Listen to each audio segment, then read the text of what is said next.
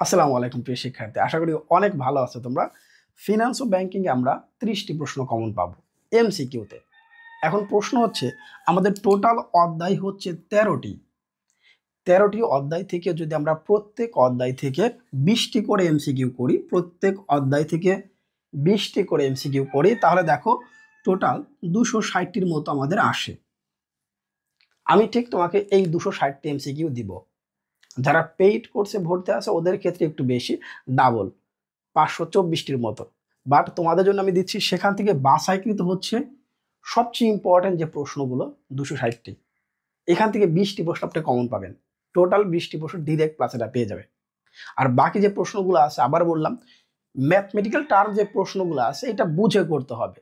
Chapter ভিত্তিক আমি যে প্রশ্ন কয়েকটা দিয়েছি ওইখানে কিন্তু আমি বেসিকটা বুঝাই দিয়েছি। যদি ভালো মতো করে ভিডিওটি দেখো তাহলে তোমরা কিন্তু আনসার করতে পারবে। তাহলে এই 260টি এমসিকিউ হচ্ছে সবচেয়ে কমন সবগুলো অধ্যায় থেকে। এটা মাস্ট করতেই হবে। এটা বোর্ড প্রশ্ন আছে এবং টেস্ট পেপার অ্যানালাইসিস করে যে কোশ্চেনগুলো তৈরি করা আছে সেই প্রশ্নগুলো। আমার শিক্ষার্থী যারা আছে পেইড করছে ওদের কিন্তু আমি 260টি দেইনি, ওদের দিয়েছি 524টি। একটু ডাবলের মতো কোশ্চেন দিয়েছি, সেখান থেকে বাছাইকৃত হচ্ছে 260টি। আমি জানি এখন ওরা কি করবে, এখান থেকে বাছাই করে নিজেরাই দাগ দিয়ে রাখবে, সমস্যা নেই। বাট 260টি তোমাকে করতেই হবে, মাস্ট করতেই হবে। তো চলো মুভিটা দেখি।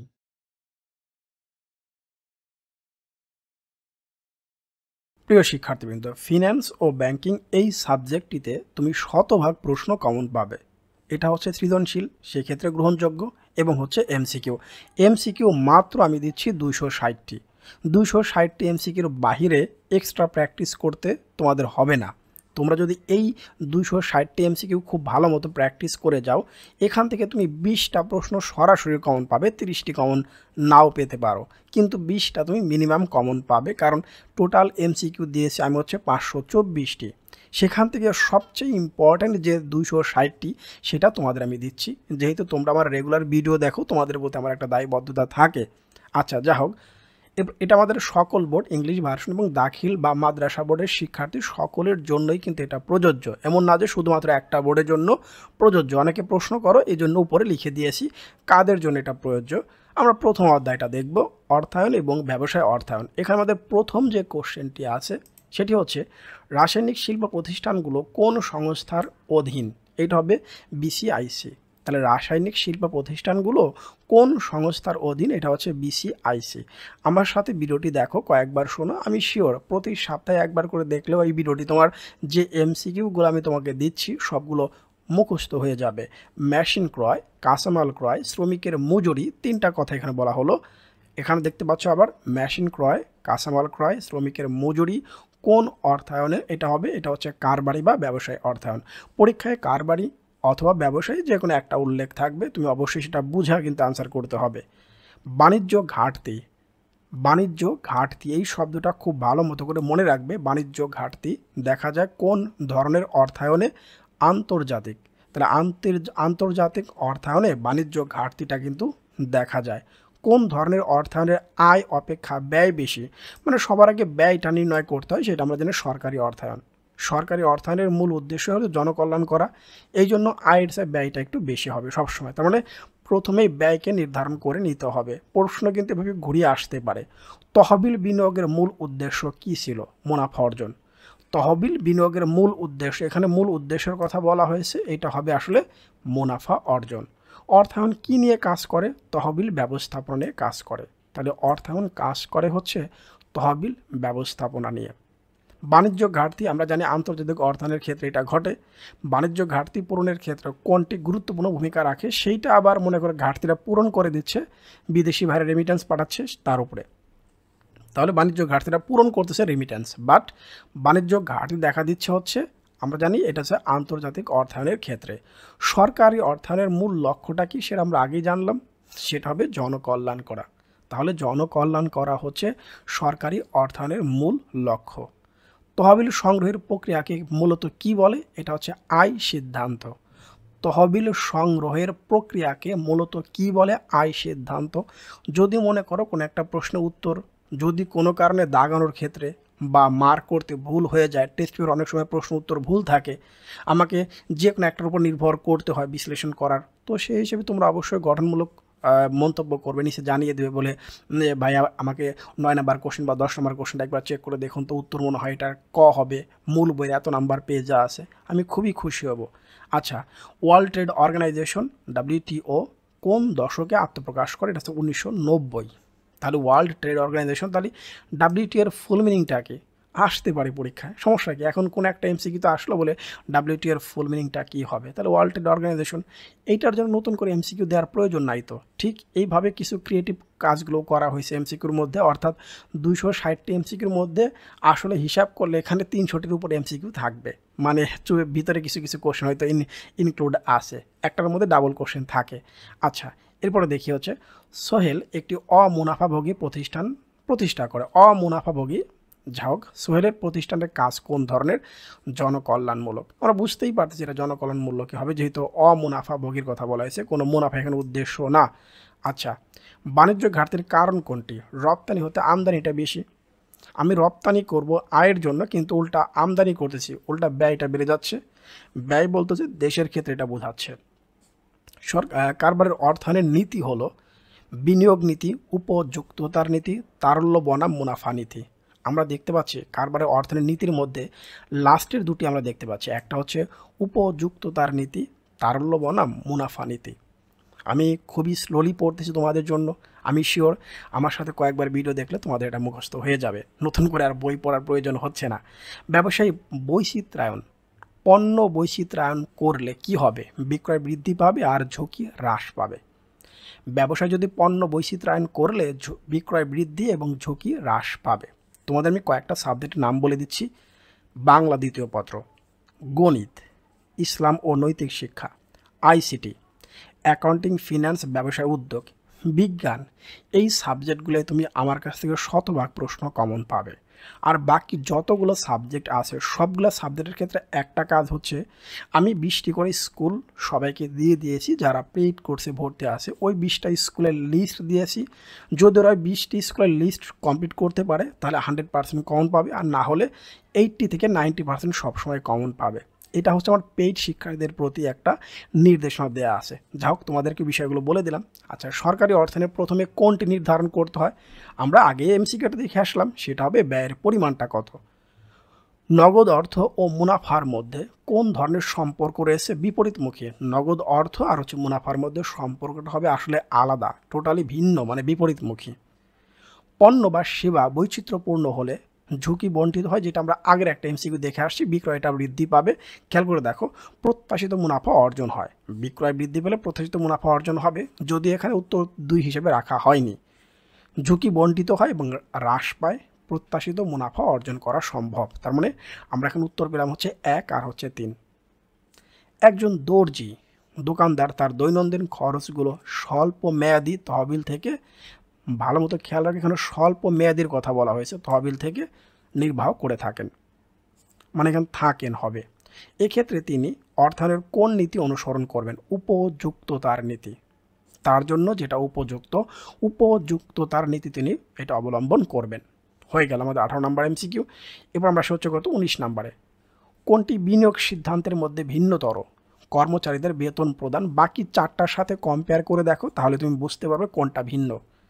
বাকি 4টার সাথে কম্পেয়ার করে দেখো, আমি আবারও বলতেছি, একমাত্র গ নাম্বারটাই কিন্তু ভিন্ন। অব্যবসায়ী প্রতিষ্ঠানের আয়ের উৎস নিচের কোনটি? ডোনেশন বলে আমরা, তাহলে ডোনেশন সেটা হবে অনুদান। দেখো, আমাদের মোস্ট ইম্পর্টেন্ট 20টি MCQ প্রথম অধ্যায় থেকে চলে গেল, আমরা চলে আসলাম দ্বিতীয় অধ্যায়টা। এই ভিডিওটি পাবলিশ করার পর আমার অনেক পেইড শিক্ষার্থী আমাকে নক করবে, বলে ভাই আমাকে এই শিটটা দিয়ে দেন। আসলে এই সবগুলো MCQ ওই শিটের মধ্যেই আছে। ওখানে মোট 524টি MCQ। আমি সেই 524টি MCQ থেকে বাছাই করে সবচেয়ে গুরুত্বপূর্ণ 260টি MCQ তোমাদের দিচ্ছি। কোনটি অর্থায়নের মুনাফা ভিত্তিক অভ্যন্তরীণ উৎস? মুনাফা ভিত্তিক দুটি হতে পারে, একটা হচ্ছে অবন্টিত মুনাফা, আর হচ্ছে লভ্যাংশ সমতাকরণ তহবিল। তাহলে এটা হবে। ব্যবসায়ীরা স্বল্প মেয়াদী তহবিলের উৎস ব্যবহার করার কারণটা আসলে কি? তারা কিসের উদ্দেশ্যে, মানে কোন কারণে স্বল্প মেয়াদী তহবিলের উৎসটা ব্যবহার করেন? এর মধ্যে 1 নম্বরে দেখতে পাচ্ছি আমরা, অর্থ আদান প্রদানের সবচেয়ে দ্রুততম হয়, মানে একবার কুইক এবং সরল প্রক্রিয়া সোজি। তুলনামূলকভাবে খরচটা একটু কম হচ্ছে, আমরা সবসময় খরচের দিকে আগে তাকাবো। ফ্যাশন হাউসগুলোর চাহিদা দ্রুত পরিবর্তনশীল, তাহলে স্বল্প মেয়াদী, উৎস ব্যবহার করার কারণ আমরা 3টা পেলাম। ওকে, আমরা এই অধ্যায় থেকে একটা উদ্দীপক নির্ভর কোশ্চেন এখানে রেখেছি। সজীব পোদ্দার ছোট পরিসরে, এখানে পরিসরে বয়সন্ড একটা হবে, পরিসরে একটি মুরগির খামার পরিচালনা করতেন। মানে ছোট পরিসরে, কিন্তু 6 মাস পূর্বে স্থানীয় এর কাছ থেকে, স্থানীয় এক মহাজনের কাছে, যার কাছ থেকে হোক, ক্ষুদ্র ঋণ নিয়ে তিনি একটি গরুর খামার করেন। তাহলে প্রথমে ছোট পরিসরে শুরু করেছেন মুরগির খামার, এখন আরেকটু বড় হলো ঋণ নিয়ে, সেটা হচ্ছে কি গরুর খামার করেন। উদ্দীপকে কোন ধরনের অর্থায়নের কথা বলা হয়েছে? স্বল্প মেয়াদি। দেখেই বুঝতে পারছি এটা স্বল্প মেয়াদি হবে। অনেক ক্ষেত্রে এই আমি যদি প্রশ্ন করো বলে এটা কি সরাসরি আমার পরীক্ষা আসতে পারে, দুটি বোর্ডে সরাসরিটা আসছে, একটা বোর্ডে 18 সালে, একটা বোর্ডে 24 সালে। তার মানে 18 সালের প্রশ্নটা 24 সালে রিপিট হয়েছে, ডিরেক্ট এই উদ্দীপকটা আসতে পারে, অথবা এর আদলে একটা চেঞ্জ করে দিতে পারে। সজীব পোদ্দারের বিনিয়োগ কোন নীতির পরিপন্থী? মানে একেবারে বিপরীত, উপযুক্ততার নীতির বিপরীত। তাহলে সজীব পোদ্দারের বিনিয়োগ কোন নীতির পরিপন্থী? এটা হচ্ছে উপযুক্ততার নীতি। 500 টাকার বিলে 2% বাট্টা ধার্য করা হলে কত টাকা নগদ সংগ্রহ করা যাবে? 5 দুগুণে 10, 5% মানে 2% করলে 10 টাকা হবে।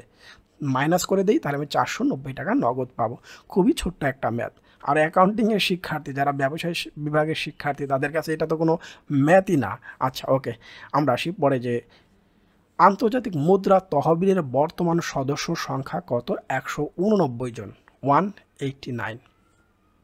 কোনটি অর্থায়নের দীর্ঘমেয়াদী উৎস? এটা হচ্ছে লিজিং। লিজিংটা কিন্তু দীর্ঘমেয়াদী উৎস। খুবই ইম্পর্ট্যান্ট একটা এমসিকিউ, এটা কিন্তু অনেকবার বোর্ড পরীক্ষায় আসছে, সো এটাকে মাইনাস করা যাবে না। খুব ভালো মতো করে মনে রাখতে হবে লিজিং শব্দটা যেন মনে থাকে তোমাদের। আমি শিওর মনে থাকবে। আন্তর্জাতিক মুদ্রা তহবিলের প্রধান কার্যালয় কোথায় অবস্থিত? Washington DC. তাহলে ওয়াশিংটন নাম শুনলেই অনেক বড়লোক ভাবে একটা লাগে। যা হোক, আন্তর্জাতিক মুদ্রা তহবিলের প্রধান কার্যালয় হলো ওয়াশিংটন। শেয়ার ইস্যুর মাধ্যমে তহবিল সংগ্রহ করা হলে এক্ষেত্রে তহবিল উৎসের খরচ কোনটা হবে? লভ্যাংশ প্রদান, এটাই হবে তার খরচ। তাহলে আমরা দেখতে পাচ্ছি এটা হবে লভ্যাংশ প্রদান, এটা হবে তার খরচ। আচ্ছা, আমরা পরের এমসিকিউ চলে আসলাম। লভ্যাংশ সমতাকরণ তহবিলের মাধ্যমে কোম্পানি নিজেদের সুনাম অক্ষুণ্ণ রাখতে পারে। ইয়েস, প্রতি বছর যেন সমান হারে তারা লভ্যাংশ পায়, কোম্পানির গুডউইলটা ধরে রাখতে পারবে। খুবই ভালো একটা পদ্ধতি। শেয়ার হোল্ডারদের প্রত্যাশা পূরণ করতে পারে, শেয়ার হোল্ডাররা আরও বেশি অ্যাক্টিভ থাকবে। ওকে, 1 আর হচ্ছে 3 আমরা দেখতে পাচ্ছি।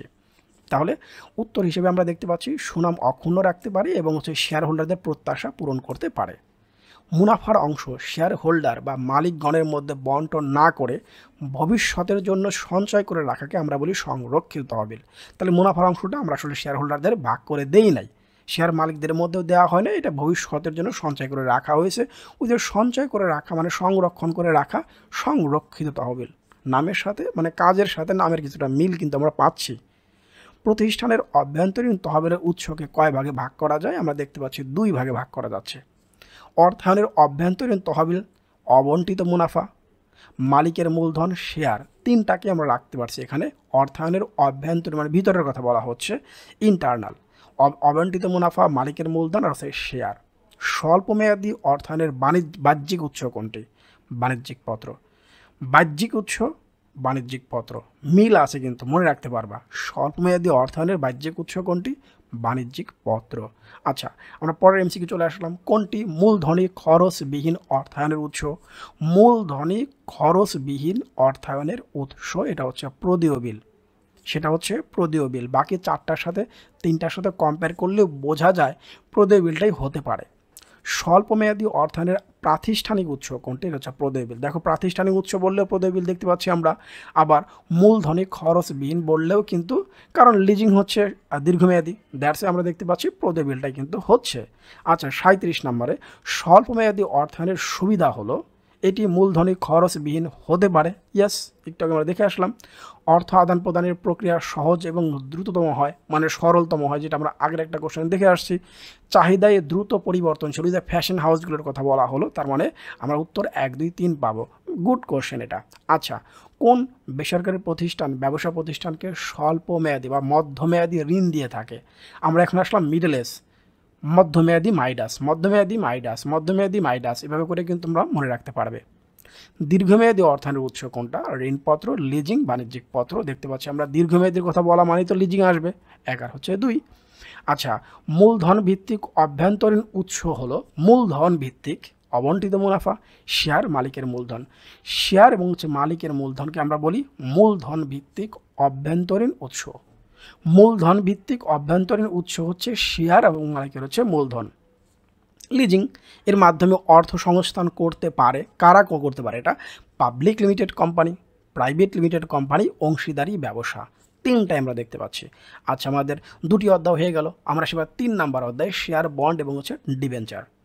কোম্পানির শেয়ার ক্রেতাদের কি বলা হয়? মালিক বা শেয়ার হোল্ডার বলা হয়। তারা হচ্ছে শেয়ার হোল্ডার বা তারাই হচ্ছে কোম্পানির মালিক। কোম্পানির মালিকানা লাভ করা যায় কোনটির মাধ্যমে? শেয়ার ক্রয়ের মাধ্যমে। আমি শেয়ার ক্রয় করলে আমি মালিক, মূল কথা আমি শেয়ার হোল্ডার বা আমি মালিক হয়ে যাব। বিনিয়োগকারীরা নিচের কোন খাতে বিনিয়োগ করলে কোম্পানির উপর কোনো নিয়ন্ত্রণ থাকে না? এখানে দেখতে পাচ্ছি বন্ড, ডিবেঞ্চার এবং অগ্রাধিকার শেয়ার, তিনটাই যদি আমি ক্রয় করতে পারি তাহলে কোম্পানির উপর কোনো নিয়ন্ত্রণ থাকবে না। সাধারণ শেয়ার ক্রয় করলে নিয়ন্ত্রণ থাকবে। কারা নির্দিষ্ট হারে অনির্দিষ্ট সময়ের জন্য লভ্যাংশ পাবে? অগ্রাধিকার শেয়ার মালিকরা নির্দিষ্ট হারে অনির্দিষ্ট সময়ের জন্য, নির্দিষ্ট হারে অনির্দিষ্ট সময়ের জন্য পাবে হচ্ছে অগ্রাধিকার শেয়ার মালিকগণ। কোনটি অধিক ঝুঁকিপূর্ণ বিনিয়োগ? সাধারণ শেয়ার ক্রয় করাটা সবচেয়ে ঝুঁকিপূর্ণ। সাধারণ শেয়ারটা ক্রয় করা সবচেয়ে বেশি ঝুঁকিপূর্ণ। সবচেয়ে ইম্পর্টেন্ট কোশ্চেন হচ্ছে এই অধ্যায়ের, যদি একটা প্রশ্ন আমাকে সিলেক্ট করতে বলা হয় এই অধ্যায়ের সবচেয়ে ইম্পর্টেন্ট কোশ্চেন কোনটি, সেটা হবে এই 46 নাম্বার 46। কোনটি অধিক ঝুঁকিপূর্ণ বিনিয়োগ? এটা হচ্ছে সাধারণ শেয়ার ক্রয়। আবার শুনে দেখো, সবচেয়ে ঝুঁকিপূর্ণ বিনিয়োগ কিন্তু সাধারণ শেয়ার ক্রয়। অগ্রাধিকার শেয়ারের আয় কম হওয়ার সম্ভাবনা থাকে, অধিক ঝুঁকির কারণে হতে পারে, নির্দিষ্ট সুদের হারে হতে পারে, কম ঝুঁকির কারণে হতে পারে। যদি অধিক ঝুঁকি হয় তাহলে তো কম ঝুঁকি হবে না, অর্থাৎ যে কোনো একটা অ্যান্সার একটা হবে না। আমরা দেখতে পাচ্ছি 2 আর হচ্ছে 3, নির্দিষ্ট সুদের কারণে আর কম ঝুঁকির কারণে দেখা হয়েছে এখানে। সাধারণ শেয়ারের মালিকেরা কোম্পানির ঝুঁকি বহন করে কিভাবে? যৌথভাবে। সাধারণ শেয়ারের মালিকেরা কোম্পানির ঝুঁকি বহন করে যৌথভাবে, এককভাবে, অধিক হারে, গড় হারে। এখানে বলা হয়েছে যৌথভাবে। আচ্ছা, আমরা পরের কোশ্চেন চলে আসলাম। কোন ধরনের শেয়ার মালিকদের কোম্পানির পুরোপুরি মালিক বলা হয় না? এটা হচ্ছে অগ্রাধিকার শেয়ারকে পুরোপুরি মালিক বলা হয় না। কোন ক্ষেত্রে বন্ড, ডিবেঞ্চারের মিল রয়েছে? মুনাফার হার উল্লেখ থাকে, মুনাফার হার উল্লেখ থাকে। বন্ড এবং ডিবেঞ্চারের মধ্যে মিল হচ্ছে এখানেই, দুটোর মধ্যেই মুনাফার হার উল্লেখ থাকে। বন্ড এবং ডিবেঞ্চারের মধ্যে পার্থক্যটা কি? জামানত, একটা জামানত লাগে একটা জামানত লাগে না, ব্যাপারটা এইরকম। তার মানে বন্ড আর ডিবেঞ্চারের মধ্যে মিল আছে, দুটার মধ্যেই মুনাফা উল্লেখ থাকে, মুনাফার হারটা উল্লেখ থাকে। আর এদের মধ্যে পার্থক্য হচ্ছে জামানত, জামানতটা এটা হচ্ছে পার্থক্য। কোম্পানির মানে ওই যে সিকিউরিটি মানে আমরা যেটা বলে থাকি, কোম্পানির মূলধন সংগ্রহের জন্য নিচের কোন দলিলের বিপরীতে জামানত রাখে? বন্ড। বন্ডে তাহলে জামানত রাখতে হচ্ছে। ডিবেঞ্চার বিনিয়োগকারীরা ভোটাধিকার পায় না, খেয়াল করে দেখো, ভোটাধিকার পায় না, নির্দিষ্ট হারে আয় পায় না, কোনো জামানত রাখে না। তাহলে নির্দিষ্ট হারে তারা কোনো আয় পাবে না, কোনো জামানত রাখে না, এটা আমরা দেখতে পাচ্ছি। কোম্পানির সংবাদপত্রের মাধ্যমে বিবরণপত্র ছাপিয়ে, আমরা বুঝতেই পারছি এটা শেয়ার হবে, শেয়ার বিক্রি করতে হলে এইভাবেই কাজ করতে হয়। ব্যাংক ঋণ ছাড়াও অন্যান্য ঋণ বলতে বোঝায় কোনটি? নিজস্ব অর্থ, বন্ড, ডিবেঞ্চার। দেখতে পাচ্ছি ব্যাংক ঋণ ছাড়াও অন্যান্য ঋণ বলতে আসলে বোঝাচ্ছে বন্ড এবং হচ্ছে ডিবেঞ্চার। পাবলিক লিমিটেড কোম্পানির মূলধন সংগ্রহের জন্য ব্যবহার করতে পারে, পাবলিক লিমিটেড কোম্পানি মূলধন সংগ্রহের জন্য ব্যবহার করতে পারে সাধারণ share, bonus share, right share. তাহলে দেখতে পাচ্ছি বোনাস শেয়ার হবে না, শুধুমাত্র সাধারণ শেয়ার এবং হচ্ছে রাইট শেয়ার। আচ্ছা, আমরা পরের কোশ্চেন চলে আসলাম। কোন শেয়ার মালিকদের দাবি সকলের পর মেটানো হয়? বিলম্বিত শেয়ার। বিলম্বিত লেখা আছে বলেও তো বুঝতে পারতেছি বলে এটা সবার শেষে হবে এখানে, যেহেতু যে চারটা অপশন দেখতে পাচ্ছি আমরা। প্রবর্তকের শেয়ার বলে অভিহিত করা হয় হচ্ছে বিলম্বিত শেয়ারকে, প্রবর্তকদের শেয়ার বলা হয় হচ্ছে বিলম্বিত শেয়ারকেই বলা হয়। কোম্পানি অবন্টিত মুনাফা শেয়ারে পরিণত করে পুরাতন শেয়ার মালিকদের মধ্যে বন্টন করাকে বলে বোনাস শেয়ার। কোম্পানি অবন্টিত মুনাফা শেয়ারে পরিণত করে পুরাতন শেয়ার মালিকদের মধ্যে বন্টন করাকে বলে হচ্ছে বোনাস শেয়ার। বন্ড হোল্ডারগণ কোম্পানি কি হিসেবে গণ্য হন? ঋণদাতা। বন্ড মানে ঋণদাতা বলে গণ্য হন। নিচের কোন পক্ষের দায় সবার আগে পরিশোধ করতে হবে? বন্ড বিনিয়োগকারীদের দায় সবার আগে পরিশোধ করতে হবে। তোমরা এখানে যে চারটা অপশন দেখতে পাচ্ছ তার মধ্যে বন্ড, ঋণ, এদেরটা ঋণদাতা, এদেরটা আগে প্রদান করতে হবে। বন্ডের যে সকল বৈশিষ্ট্য রয়েছে তা হলো জামানত, পরিপক্কতা, রূপান্তর যোগ্যতা। রাইট, তিনটাই কিন্তু সঠিক। জামানত, পরিপক্কতা, রূপান্তর যোগ্যতা। কোন অর্থায়নে মুনাফায় স্থির এবং নির্দিষ্ট? ঋণপত্র মানে বন্ড। কোন অর্থায়নে মুনাফায় স্থির এবং নির্দিষ্ট? এটা হচ্ছে ঋণপত্র। বাংলাদেশের কোথায় শেয়ার ক্রয় বিক্রয়ের প্রতিষ্ঠান স্টক এক্সচেঞ্জ রয়েছে? ঢাকা এবং চট্টগ্রাম দুইটা, ডিএসসি এবং সিএসসি। যা হোক, শেয়ার বাজারের সূচক কেমন? সেটা হচ্ছে পরিবর্তনশীল। তাহলে শেয়ার বাজারের সূচকটা কিন্তু পরিবর্তনশীল। এখন আমরা দেখতে পাচ্ছি 4 নম্বর অধ্যায়, অর্থের সময় মূল্য নির্ধারণের মূল কারণটা আসলে কি? সুদের হার। অর্থের সময় মূল্য নির্ধারণের মূল কারণটা কি? সুদের হার। কোনটির ক্ষেত্রে অর্থের সময় মূল্যের গুরুত্ব অপরিসীম? সেটা হবে বিনিয়োগ সিদ্ধান্ত গ্রহণ। এই ক্ষেত্রে বিনিয়োগকারীর নিকট প্রকল্প মূল্যায়ন গুরুত্বপূর্ণ ভূমিকা পালন করে। বিনিয়োগকারীর নিকট প্রকল্প মূল্যায়নে গুরুত্বপূর্ণ ভূমিকা পালন করে অর্থের সময় মূল্য। প্রতিটি বিনিয়োগের সাথে কোনটি জড়িত থাকবে? সেটা হবে সুযোগ ব্যয়। তাহলে প্রতিটি বিনিয়োগের সাথে জড়িত থাকবে হচ্ছে সুযোগ ব্যয়। এক্স ব্যাংক 9 বছরের দ্বিগুণ শর্তে জনগণের নিকট থেকে টাকা নিচ্ছে, এতে সুদের হার কত? সুদের হারের সূত্র এটা কিন্তু যারা পেইড কোর্স আছে ওদের পাশে কিন্তু এর উত্তর আকারে আমি দিইনি, বাট তোমাদের এই যেহেতু এখানে 260টি প্রশ্ন আমি পাশে কিন্তু এটার ব্যাখ্যাটা দিয়ে দিয়েছি। সুদের হারের সূত্র কী হবে? 72 ভাগ হচ্ছে এন। আবার যখন মেয়াদ হবে তখন 72 ভাগ হচ্ছে আই, মানে একটার বিপরীত শুধু। এনের পরিবর্তে আই, আয়ের পরিবর্তে হচ্ছে এন। মেয়াদের পরিবর্তে সুদের হার, সুদের পরিবর্তে হবে মেয়াদ। জাস্ট ভাগ করে 8 নং 72, 8%। রুল 72কে মেয়াদ দ্বারা ভাগ করলে সুদের হার পাবো, আবার সুদের হার দিয়ে ভাগ দিলে আমরা মেয়াদ পাবো, যেটা আমরা 72 নম্বর কোশ্চেনে দিয়েছি। জনাব পাবেল 6% মুনাফায় 90,000 টাকা ব্যাংকে জমা রাখলে কত বছর তার দ্বিগুণ হবে? আমরা সূত্র দেখতে পাচ্ছি 72 ভাগ হচ্ছে আই, 6 দিয়ে ভাগ করলে 72কে, ওই যে 6 বারং 72, তাহলে 12 বছরে। ঋণ গ্রহণের পূর্বে কোনটি বিবেচনা করতে হয়? কিস্তি পরিশোধের ক্ষমতা বিবেচনা করতে হয়। কিস্তি পরিশোধের ক্ষমতা। কোন ধরনের চক্রবৃদ্ধিতে বিনিয়োগ করলে ভবিষ্যৎ মূল্য সবচেয়ে বেশি হবে? মাসিক হারে করলে সবচেয়ে বেশি। ত্রয় মানে 3, তাহলে 3 দিয়ে 12কে ভাগ করলে 3 4 12। ত্রয় মানে হচ্ছে 3, তাহলে 3 দিয়ে 12কে ভাগ করলে এম এর মান হবে কত? 4, 3 4 12। ইএআর ইফেক্টিভ অ্যানুয়াল রেট, এটা হবে প্রকৃত সুদের হার। নির্ণয়ের সূত্র কোনটি? 1 + i/m⁴ ভাগ হচ্ছে 1, মানে সরি মাইনাস হচ্ছে 1। ইএআর এটার ফুল মিনিং আকারেও থাকতে পারে, আমরা সৃজনশীল করার জন্য দিয়েছি। নিচের কোনটির ক্ষেত্রে অর্থের সময় মূল্য গুরুত্ব অপরিসীম? বিনিয়োগ সিদ্ধান্ত গ্রহণ করার ক্ষেত্রে অর্থের সময় মূল্যটা বিবেচনায় নিতে হয়। রুল 72-এর মাধ্যমে কি করা হয়? সুদের হার নির্ণয় করা হয়, মেয়াদ জানা যায়, দুইটাই জানা যায়। মাজিদ বা মজিদ হতে পারতো। যা হোক, 50,000 টাকা 3 বছরের জন্য বার্ষিক 11% চক্রবৃদ্ধি সুদে বিনিয়োগ করলে সময় শেষে কত টাকা পাবে? এইটা আর নতুন করে তোমাদের বলার প্রয়োজন নাই। আমি 3 বছর পর কত পাবো সূত্র এখানে দেখতে পাচ্ছি। আবার পরেরটাও সেম কাহিনী, আমি এখানে 3 বছর পর কত পাবো সেটাও একই কোশ্চেন, জাস্ট টাকা একটু এলোমেলো, আর কিচ্ছু না। দুটি একই প্রশ্ন, একটা দিলেই হতো, বাট তোমাদের জন্য দুটিই দিয়েছি। দেখতেই পাচ্ছ সূত্রটা প্রয়োগ করে আমি ইজিলি এটা বের করতে পারবো। খুব দ্রুত বের করা শিখতে হবে। 10% মানে 0.1, এটা ধরে করব। 11% মানে 0.11, দ্রুত করার চেষ্টা করতে হবে। 1+, তাহলে 1.1 অথবা 1.11, দ্রুত করার চেষ্টা করবে, মানে ব্র্যাকেটের ভিতরের অংশটা তোমাদের বলতেছি। মানে ক্যালকুলেটারে আর পুরোটা বসানোর প্রয়োজন নেই, জাস্ট দ্রুত লিখবে 1.11 টু দি পাওয়ার হচ্ছে 3 গুণ হচ্ছে 50। 1.1 টু দি পাওয়ার হচ্ছে কত? এখানে দেখতে পাচ্ছি হচ্ছে 3 গুণ হচ্ছে 20,000, দ্রুত মানটা চলে আসবে। আমরা আর একটা ম্যাথ দেখতে পাচ্ছি, জাস্ট ওটার সাথে মিল আছে, কিন্তু এখানে হচ্ছে এটা বর্তমান মূল্য। জনাব সানি বর্তমানে কত টাকা ব্যাংকে জমা রাখেন? বর্তমানে কত টাকা ব্যাংকে জমা রাখবেন? তাহলে পিবি বের করবো, প্রেজেন্ট ভ্যালু। তাহলে এফবি ভাগ হচ্ছে 1 + i টু দি পাওয়ার হচ্ছে n। জাস্ট মানটা বসিয়ে দাও, অটোমেটিক মানটা চলে আসবে। এই উদ্দীপকের আলোকে আরেকটি প্রশ্ন আছে, তাহলে উদ্দীপকটা তোমরা আরেকবার ভালো করে দেখে নাও। আচ্ছা, আশা করি তোমরা দেখে ফেলেছো। এক আত্মীয় প্রস্তাব দিল ওই টাকা ব্যাংকে রাখলে 8 বছর পর তার দ্বিগুণ হবে। 8 বছর পরে দ্বিগুণ হবে। 8 নং 72, 9 মনে রেখো। আচ্ছা, অটোমেটিক্যালি আমাদের 9 উত্তর চলে আসছে। তাহলে সুযোগ ব্যয় হবে কত? 9%। বিনিয়োগ সিদ্ধান্তটা সঠিক হবে কিনা? ওইখানে আমরা পার্সেন্টেজ দেখলাম কত, এখানে পার্সেন্টেজ দেখতে পাচ্ছি 10%, আর এখানে দেখতে পাচ্ছি 9%। অবশ্যই রাইট। আত্মীয়ের পরামর্শ গ্রহণ করা উচিত ছিল কিনা? এখানে প্রশ্ন বলা হয়েছে 1 আর হচ্ছে 2। চক্রবৃদ্ধি সুদ প্রদান করা হয় কিসের উপর ভিত্তি করে? সুদ আসলের উপর। চক্রবৃদ্ধি সুদ আসলের উপর। সুদ প্লাস আসল দুইটার উপরই করা হয়। আমরা আর একটা উদ্দীপক কিন্তু পেয়ে গেলাম এখানে। উদ্দীপক এখানে সেম, নতুন করে এখানে ব্যাখ্যা বোঝাচ্ছি না। জনাব কাশেম প্রাইম ব্যাংক থেকে 2 বছর পর কত টাকা পাবেন। প্রাইম ব্যাংক থেকে 2 বছর পর কত টাকা সে পাবে সেটা এখানে বের করতে বলা হয়েছে। তাহলে এফভি 2 বছর পর পাবেন, তার মানে এখনও পাই নাই, এটা ফিউচারগুলো আমরা দেখতে পাচ্ছি।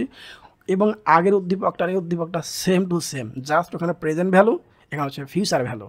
ওখানেও মনে করো এন বের করতে বলা হয়েছিল, আর এখানে বের করলাম হচ্ছে দুটোই আমি আই বের করলাম, সুদের হার 72 ভাগ হচ্ছে এন দিয়ে, অটোমেটিক 12% এটা চলে আসছে। আই থিঙ্ক যারা এই অধ্যায়ের ম্যাথ করেছে তাদের জন্য এই অঙ্কটা খুবই সহজ, স্পেশালি মানে 82, 83, 84, 85 এই চারটা একই টাইপের হচ্ছে ম্যাথ।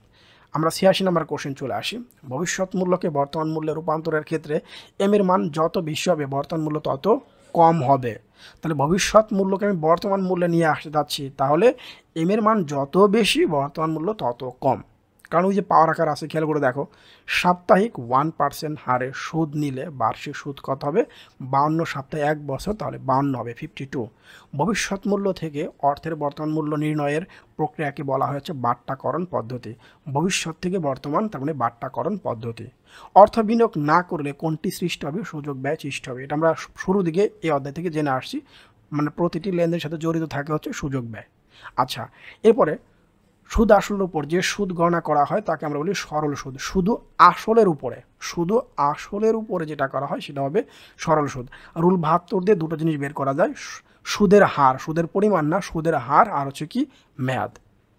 রুল 72 দিয়ে আমরা দুটো জিনিস করতে পারি, সুদের হার এবং হচ্ছে মেয়াদটা বের করতে পারি। ইনাফ, আমি আজকে তোমাদের 51টা এমসিকিউ দিয়ে দিলাম, মোট 4টা অধ্যায় তোমাদের দিয়ে দিলাম। আমি নিশ্চিত তুমি এখন এই ভিডিওতে একটা লাইক করোনি, তোমার উচিত কিন্তু ভিডিওতে লাইক করে এটা তোমাদের বন্ধুদের সাথে দ্রুত শেয়ার করে দেওয়া, কারণ এটা ফ্রি তোমার জন্য। গণিতে পাশ করতে চাই, মাত্র 12টি সৃজনশীল প্রশ্ন করলেই হবে, এবং পাশে হচ্ছে মাত্র 3টা রেকর্ডের ক্লাস দেখলেই হবে। গণিতে 100 পেতে চাই, তাহলে 54টি সৃজনশীল প্রশ্ন, সাথে থাকবে হচ্ছে 199টি এমসিকিউ। এর বাইরে একটাও করার প্রয়োজন নেই, মূল বইটাও আর করতে হবে না, যেভাবে আমি সাজেশনটি সাজিয়েছি। সকল বিষয়ের পিডিএফ সাজেশন তোমরা পাবে। আজকে দেখবে, যেহেতু আজকে তোমরা এই ভিডিওটি দেখতেছো, প্রত্যেকটা ভিডিওর সাথে অ্যাকাউন্টের লিঙ্ক আকারে থাকবে। এখন পর্যন্ত 578 জন শিক্ষার্থী পিডিএফ সাজেশন এবং হচ্ছে গণিত কোর্সটি ক্রয় করে ফেলেছে। এখানে প্রায় 50 জনের মতো টিচার আছে যারা এটা ক্রয় করেছেন, টিচার। আলহামদুলিল্লাহ, প্রায় সকল বোর্ডের সমস্ত ডিস্ট্রিক্টেই মনে আমার শিক্ষার্থী এবং আমার প্রিয় সহযোদ্ধারা আছেন।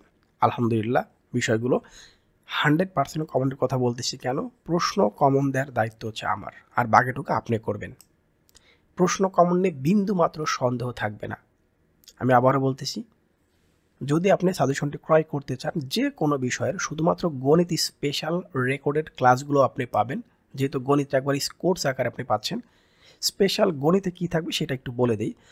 সৃজনশীল 54টি আগে বলে দিয়েছি, আর এখানে মিনিমাম 8টা সৃজনশীল প্রশ্ন পরীক্ষায় কমন পাবেন, আর এমসিকিউ 199টি, উত্তর ব্যাখ্যা সহ, সৃজনশীল উত্তর ব্যাখ্যা সহ রেকর্ডেড ক্লাস থাকবে। এবং আবারও দেখতে পাচ্ছেন একটা জ্যামিতির স্পেশাল শিট থাকবে। এই জ্যামিতি শিটটা পড়ার পর যদি জ্যামিতি উপপাদ্য না বোঝো আর না করতে পারো, তাহলে এটা পাপ হবে। 131টি স্কুলের প্রশ্ন বিশ্লেষণ করে সেখান থেকে 70টি স্কুলের লিস্ট তোমাদের দিয়ে দেবো, তুমি চাইলে সেটা করতে পারো, নাও করতে পারো, অ্যাজ এ উইশ। একইভাবে উচ্চতর গণিত, এরপরে সকল বিভাগের মধ্যে বাংলা প্রথম পত্র, দ্বিতীয় পত্র, ইংরেজি প্রথম দ্বিতীয় পত্র, এবং কমন সাবজেক্টগুলো 3টে একত্রে নিলে কী হবে, বিজ্ঞান বিভাগের বিষয়গুলো আছে, ব্যবসায় শিক্ষার বিষয়গুলো আছে, মানবিক বিভাগ, সব বিভাগের সবগুলো সাবজেক্ট রয়েছে। আমি দেখতে পাচ্ছি বিজ্ঞানের যদি সবগুলো সাবজেক্ট আমি নিতে চাই, মোট 13টি সাবজেক্ট, অনেকগুলো সাবজেক্ট কিন্তু প্রিয় শিক্ষার্থী, 5100 টাকা। প্রত্যেকটা সাবজেক্টই সিঙ্গেলভাবে মাত্র 510 টাকা করে। শুধুমাত্র ম্যাথমেটিক্স মানে জেনারেল ম্যাথটাই হচ্ছে 1020 টাকা। ব্যবসায় শিক্ষায় 12টি সাবজেক্ট 4880 টাকা। মানবিক বিভাগের ক্ষেত্রেও সেম। আবার বলছি, প্রশ্ন কমন এটা 100%। এখানে তোমরা দুটো নাম্বার দেখতে পাচ্ছ, এখানে বিকাশ যে নাম্বারটা দেখতে পাচ্ছ, এই নাম্বারটা কিন্তু আমার হোয়াটসঅ্যাপ করা আছে, তোমরা এখানে নক করতে পারো। আর তোমরা যদি আমাকে ফোন দাও, মানে কল দাও, আবারও বলতেছি, সেই ক্ষেত্রে যে কাজটা করবে, আমি যেহেতু একেবারে ফজরের নামাজের পরে ঘুমাই, দ্যাটস ওয়াই 11টা বা 12টা পর্যন্ত আমাকে ফোন দিবে না। দুপুর 12টার পর থেকে যে কোনো সময় আমাকে ফোন দিতে পারো তোমরা। সবচেয়ে ভালো হয় হোয়াটসঅ্যাপ SMS দিলেই হয়, বলে আমি ক্রয় করতে চাই, এতটুকুই। আর নগদ নাম্বারটা দেখতে পাচ্ছ, টাকা পাঠানোর পর কোন নাম্বার থেকে টাকা পাঠিয়েছে, জাস্ট লাস্টে 4টা নাম্বার দিলেই হবে। আবার বলছি, প্রশ্ন কমন দিব 100%, সেটা যে সাবজেক্টই হোক না কেন, একেবারে কৃষি পর্যন্ত।